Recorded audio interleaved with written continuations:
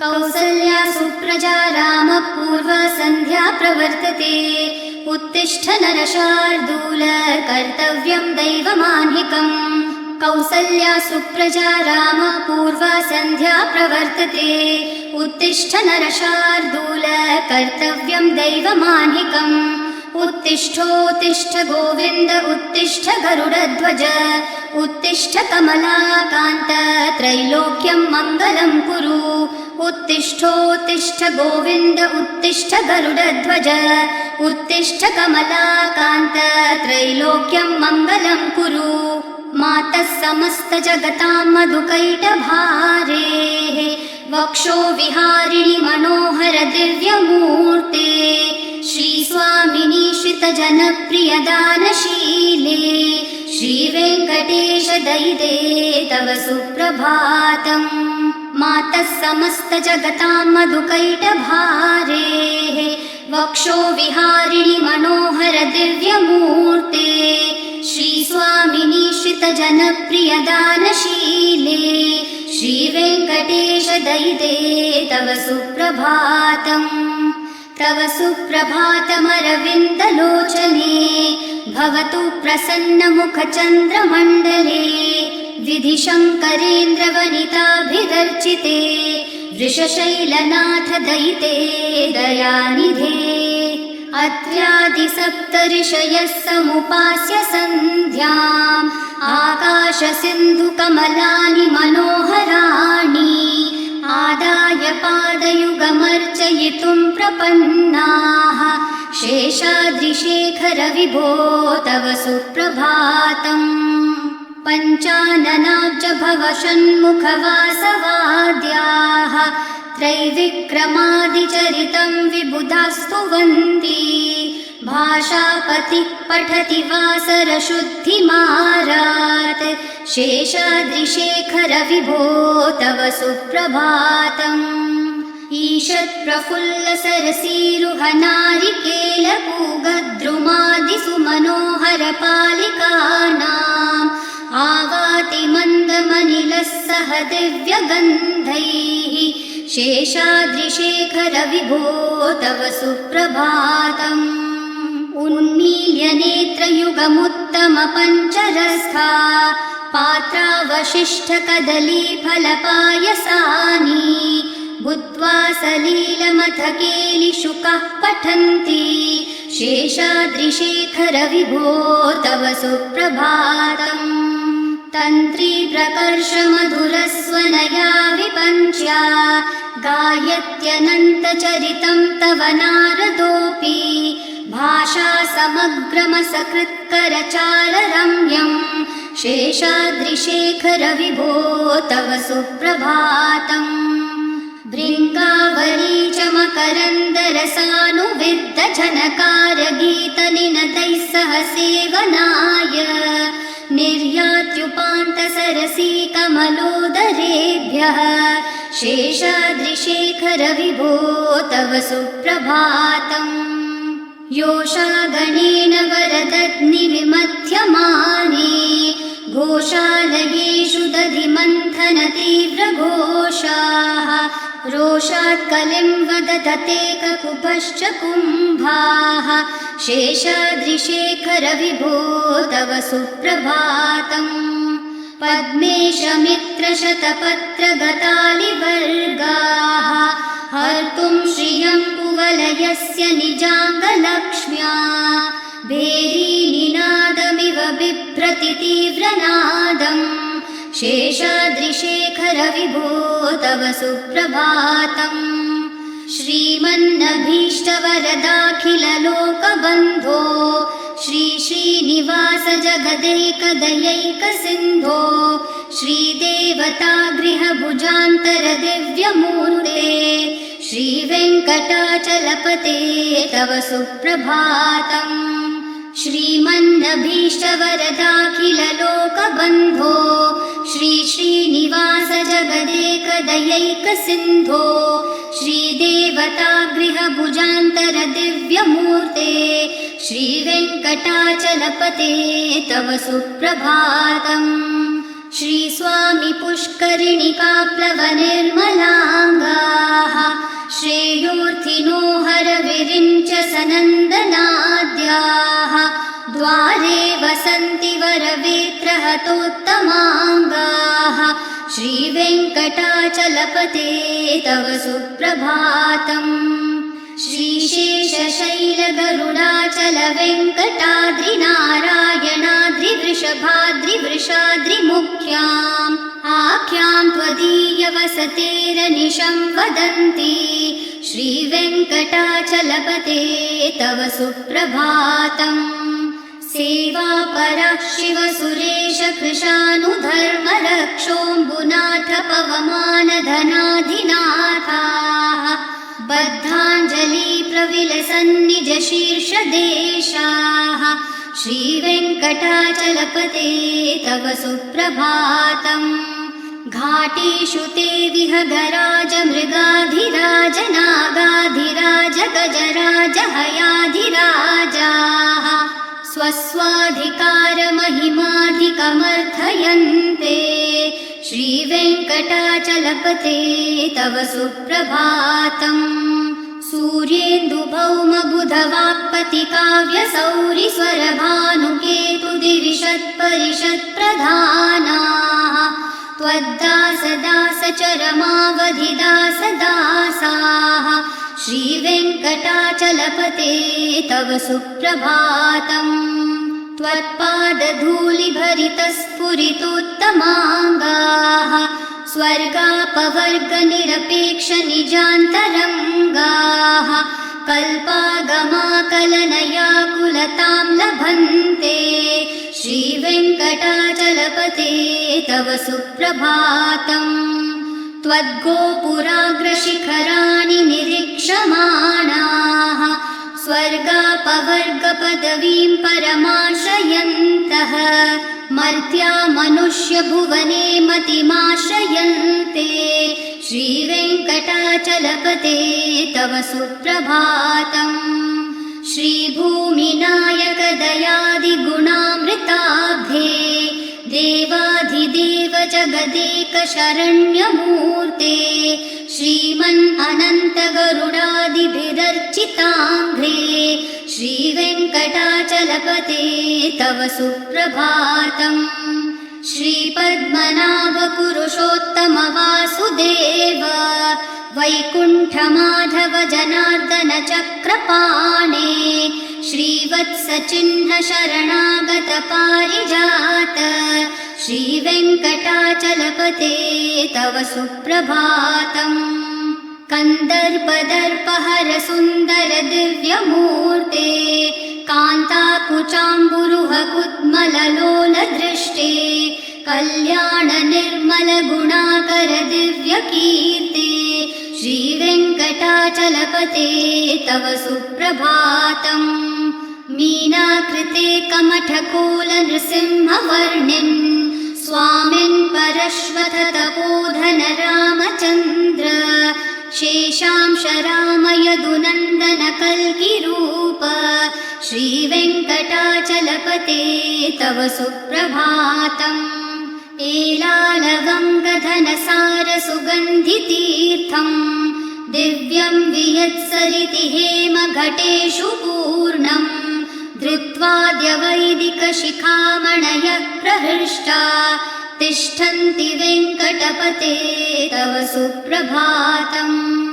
भास्वानुदेति विकचानि सरोरुहाणि सम्पूरयन्ति निनदैककुभो विहङ्गाः श्रीवैष्णवा सततमर्थितमङ्गलास्ते धामाश्रयन्ति तव वेङ्कट सुप्रभातम्।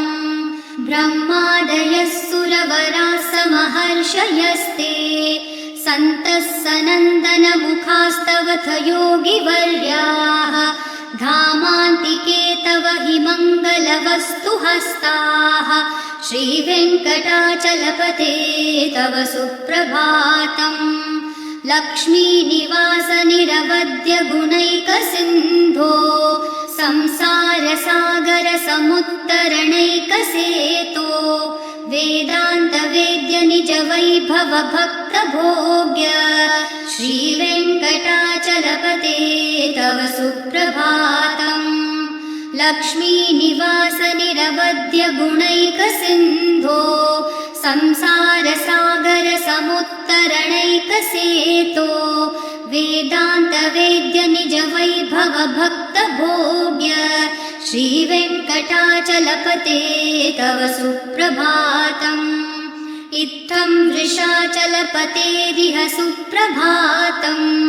ये मानवः प्रतिदिनं पठितुं प्रवृत्ताः तेषां प्रभातसमयस्मृतिरङ्गभाजां प्रज्ञां परार्थसुलभां परमां प्रसूते। इत्थं वृषाचलपतेरिह सुप्रभातम्। ये मानवः प्रतिदिनं पठितुं प्रवृत्ताः तेषां प्रभातसमयस्मृतिरङ्गभाजां प्रज्ञां परार्थसुलभां परमां प्रसूते। कमलाकुचूचुककुङ्कुमतो नियतारुणतातुलनीलतनो कमलायतलोचनलोकपते विजयी भव वेङ्कटशैलपते। कमलाकुचूचुककुङ्कुमतो नियतारुणतातुलनीलतनो कमलायतलोचनलोकपते विजयी भव वेङ्कटशैलपते। स चतुर्मुख षण्मुख पञ्चमुख प्रमुखाखिल दैवतमौलिमणे शरणागतवत्सलसारनिधे परिपालय मां वृषशैलपते। अतिवेलतया तव दुर्विषहैः अनुवेलकृतैरपराधशतैः भरितं त्वरितं वृषशैलपते परया कृपया परिपाहि हरे। अधिवेङ्कटशैलमुदारमते जनताभिमताधिकदानरतात् परदेवतया गदितान्नगमै कमलादयितान्न परं कलये। कलवेणुरवावशगोपवधू शतकोटिवृतात् स्मरकोटिसमात् प्रतिवल्लविकाभिमतात् सुखदात् वसुदेवसुतान्न परं कलये। अभिरामगुणाकरदाशरथे जगदेकधनुर्धर धीरमते रघुनायक राम रमेश विभो वरदो भवदेव दया जलदे। अवनीतनया कमनीयकरं रजनीकरचारुमुखाम्बुरुहं रजनीचरराजतमो मिहिरं महनीयमहं रघुराममये। सुमुखं सुहृदं सुलभं सुखदं स्वनुजं च सुखाय ममोघशरम् अपहाय रघुत्वहमन्यमहं न कथञ्चन कञ्चन जातु भजे। विना वेङ्कटेशं ननाथो ननाथ सदा वेङ्कटेशं स्मरामि स्मरामि।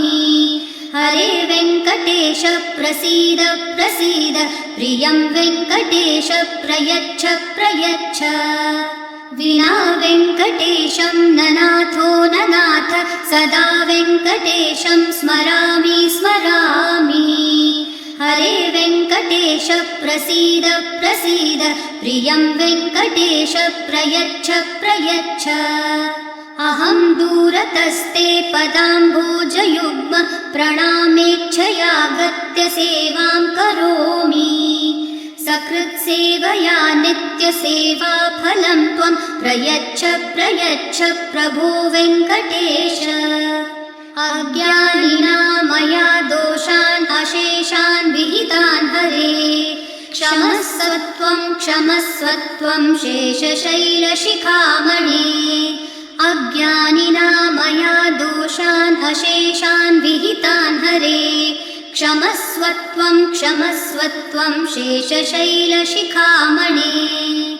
ईशानां जगतोऽस्य वेङ्कटपतेर्विष्णोः परां प्रेयसीं तद्वक्षस्थलनित्यवासरसिकां तत्क्षान्तिसंवर्धिनीं पद्मालङ्कृतपाणिपल्लवयुगां पद्मासनस्थां श्रियं वात्सल्यादिगुणोज्ज्वलां भगवतीं वन्दे जगन्मातरम् ईशानां जगतोऽस्य वेङ्कटपतेर्विष्णोः परां प्रेयसीं तद्वक्षस्थलनित्यवासरसिकां तत्क्षान्तिसंवर्धिनीं पद्मालङ्कृतपाणिपल्लवयुगां पद्मासनस्थां श्रियं वात्सल्यादिगुणोज्ज्वलां भगवतीं वन्दे जगन्मातरम् श्रीमान् कृपाजलनिधे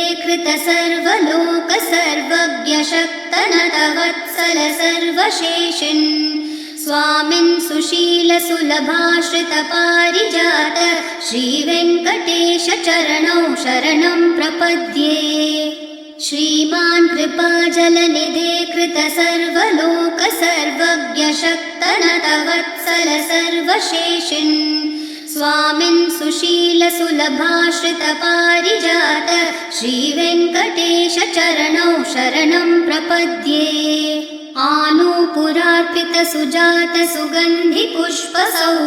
आनूपुरार्पितसुजातसुगन्धिपुष्पसौरभ्यसौरभकरौ समसन्निवेशौ सौम्यौ सदानुभवनेऽपि नवानुभाव्यौ श्रीवेङ्कटेशचरणौ शरणं प्रपद्ये सद्यो विकासि समुदित्वरसान्द्ररागः सौरभ्यनिर्भरसरोरुहसाम्यवार्तां सम्यक्षु साहसपदेषु विलेखयन्तौ श्रीवेङ्कटेशचरणौ शरणं प्रपद्ये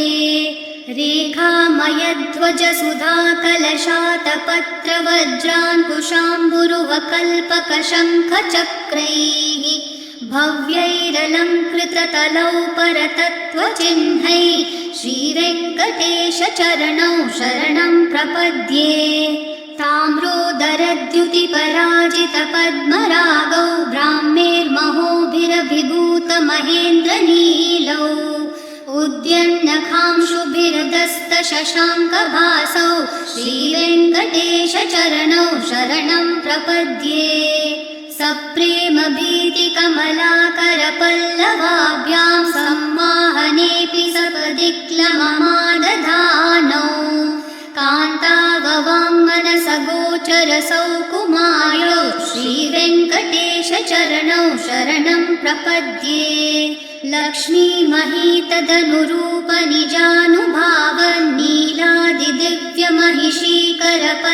लक्ष्मीमहीतदनुरूपनिजानुभावन्नीलादिदिव्यमहिषीकरपल्लवानाम् आरुण्यसङ्क्रमणतः किल सान्द्ररागौ श्रीवेङ्कटेशचरणौ शरणं प्रपद्ये नित्यानमद्विधिशिवादिकिरीटकोटि प्रत्युक्तदीप्तिनवरत्नमहप्ररोहैः नीराजनाविधिमुदारमुपादधानौ श्रीवेङ्कटेशचरणौ शरणं प्रपद्ये विष्णोपदे परम इत्युदितः प्रशंसो यौ मध्य उत्स इति भोग्यतयाप्युपातौ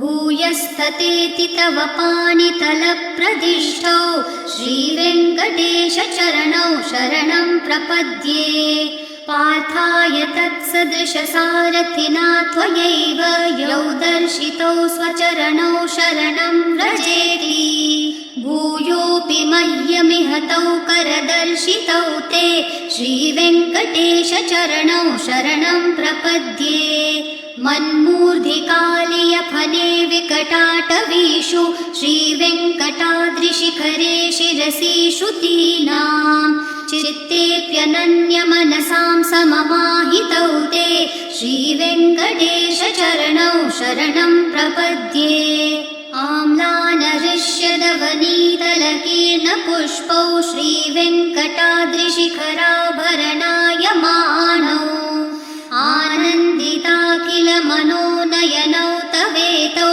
श्रीवेङ्कटेशचरणौ शरणं प्रपद्ये प्रायप्रपन्नजनता प्रथमावगाह्यो मातुस्तनाविविशिशोरमृतायमानौ करतुलामतुलान्तरौ ते श्रीवेङ्कटेशचरणौ शरणं प्रपद्ये सत्वोत्तरै सततसेव्यपदाम्बुजेन संसारतारकदशार्द्रदृगञ्जलेन सौम्योपयन्तृमुनिनाममदर्शितौ ते श्रीवेङ्कटेशचरणौ शरणं प्रपद्ये सत्वोत्तरै सततसेव्यपदाम्बुजेन संसारतारकदशार्द्रदृगञ्जलेन सौम्योपयन्तृमुनिनाममदर्शितौ ते श्रीवेङ्कटेशचरणौ शरणं प्रपद्ये श्रीशश्रिया घटिकया त्वदुपाय भावे प्राप्ये त्वयि स्वयमुपेयतया स्फुरन्त्या नित्याश्रिताय निरवद्य गुणाय तुभ्यं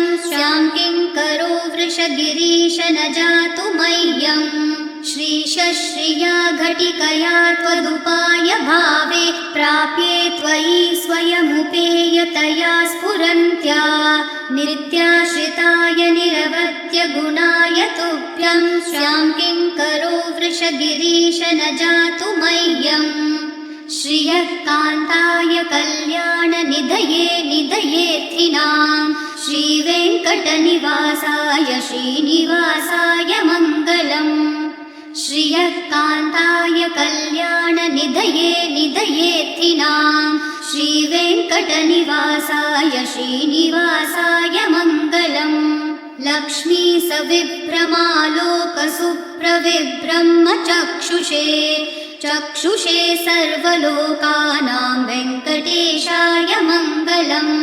श्रीवेङ्कटाद्रिशृङ्गाग्रमङ्गलाभरणाङ्ग्रये मङ्गलानां निवासाय श्रीनिवासाय मङ्गलम् सर्वावयवसौन्दर्यसम्पदा सर्वचेतसां सदा सम्मोहनायास्तु वेङ्कटेशाय मङ्गलम् नित्याय निरवध्याय सत्यानन्दचिदात्मने सर्वान्तरात्मने श्रीमद्वेङ्कटेशाय मङ्गलम् स्वतः सर्वविदे सर्वशक्तये सर्वशेषिणे सुलभाय सुशीलाय वेङ्कटेशाय मङ्गलम् परस्मै ब्रह्मणे पूर्णकामाय परमात्मने प्रयुञ्जे परतत्त्वाय वेङ्कटेशाय मङ्गलम् आकालतत्त्वमशान्तम्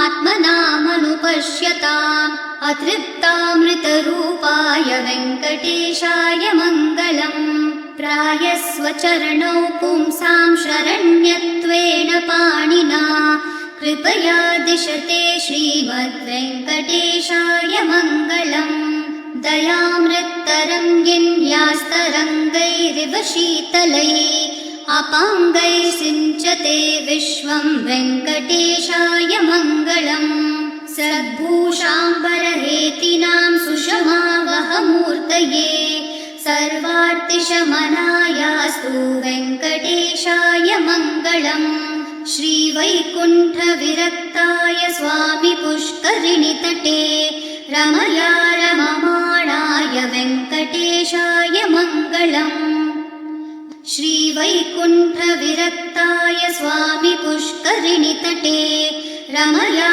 रममाणाय वेङ्कटेशाय मङ्गलम् श्रीमत्सुन्दरजामातृमुनिमानसवासिने सर्वलोकनिवासाय श्रीनिवासाय मङ्गलम् मङ्गलाशासनपरैर्मदाचार्य पुरोगमैः सर्वैश्च पूर्वैराचार्यैः सत्कृताया